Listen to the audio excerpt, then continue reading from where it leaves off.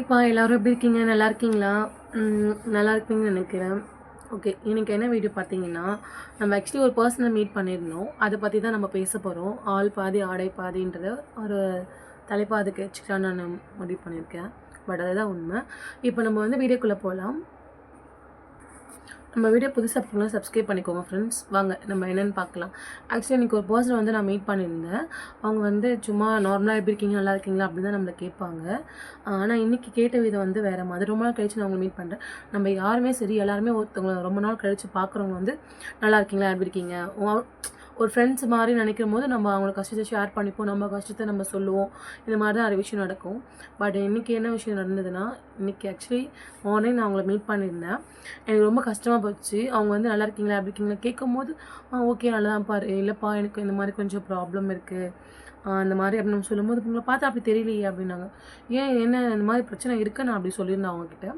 அது பர்சனல் விஷயமாக நம்ம பேசிகிட்டு இருந்தோம். ஏன் நல்லா தான் ஜாலியாக வீடியோ போடுறீங்க, லைவ் போடுறீங்க, நல்லா ட்ரெஸ் பண்ணுறீங்க, உங்களுக்கு என்னப்பா கஷ்டம் இருக்க போகுது அப்படின்னாங்க. நம்ம போட்டிருக்க உடைய பார்த்து வந்து நம்ம வந்து தீர்மானிக்க முடியாது இல்லையா, அவங்க எவ்வளோ கஷ்டத்தில் இருக்காங்க, சந்தோஷமாக இருக்காங்களா என்னன்றது தெரியாது. இப்போ வந்து இது ஒரு திரை மாதிரி தான். இதில் நம்ம திரையில் நம்ம பேசும்போதோ சிரிக்கும் போதோ அது எல்லாமே அந்த இதுக்காக மட்டும்தான் இருக்கும். அதை தாண்டி வரும்போது வேறு மாதிரி நம்ம லைஃப் அது எல்லாருக்குமே யூடியூப்ன்றதில் எந்த ஒரு மீடியா சம்மந்தப்பட்ட எல்லா விஷயமும் அப்படி தான். டேக் 1 அப்படின்னும்போது டக்கு நம்ம ரியாக்ஷன் அழுவணுன்னுவாங்க, சிரிக்கணுன்னாங்க, ஹக் பண்ணணுன்னுவாங்க. அதுக்கப்புறம் நம்ம அதை விட்டு இப்போ வெளியே போனதுக்கப்புறம் அவங்க டோட்டலாக அவங்க வேறு மாதிரி தான். அது ஆக்சுவலி நம்ம நடிப்பு, அது நம்மளோட நடிப்பு திறமை தான் அது.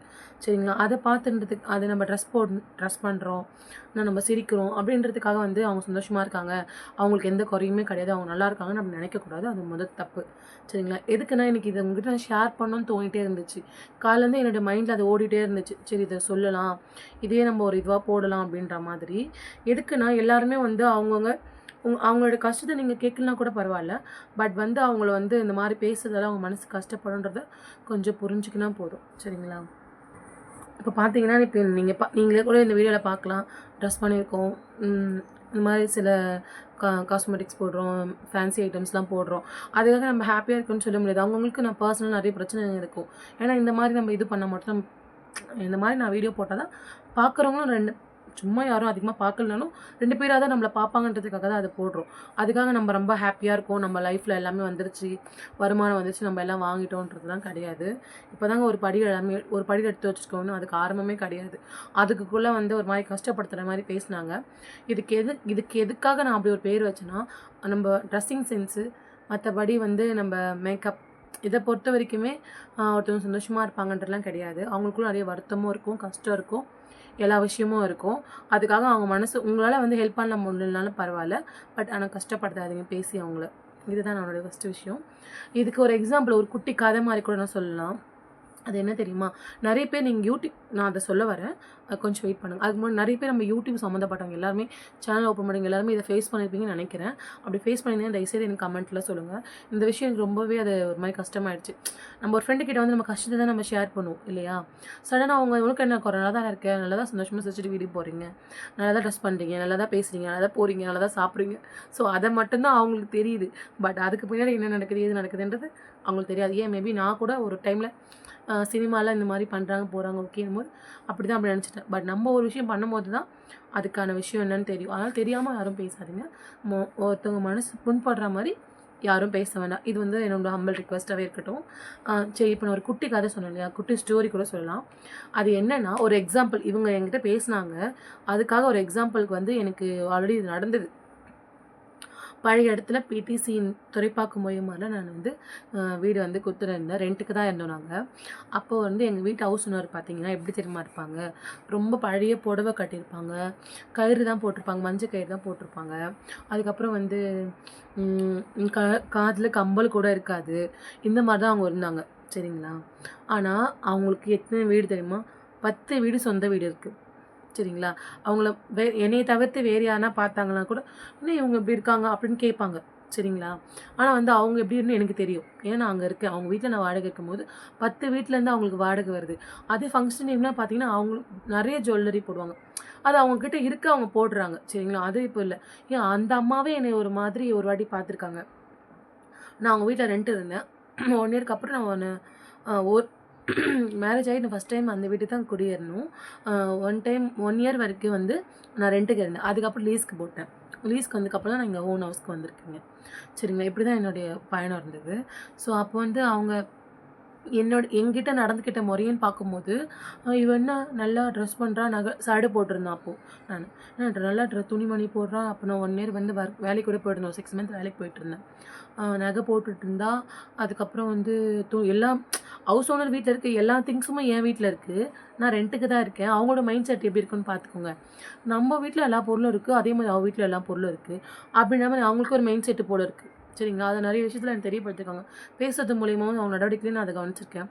அப்புறம் என்ன பண்ணுவாங்க, வாடகை இல்லாமல் இந்த மெயின்டெனன்ஸ் காசு கொடுக்கணும். என்ன, இந்த மறுவாசல் பண்ணுறதுக்கு நம்ம அந்த காசெல்லாம் சேர்த்து தான் கொடுத்துட்றோம், சார்ஜ் பண்ணிடுவாங்க.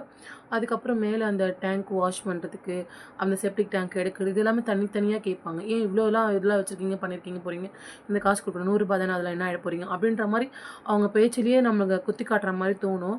பட் எல்லாருக்குமே நான் சேர்த்து தான் சொல்கிறேன். இது சின்ன ஒரு கதை. ஏன்னா நம்ம வந்து அவங்க துணியை போட்டு அவங்கள எடை போடக்கூடாது. அவங்களுக்குன்னு ஒரு மனசு இருக்குது.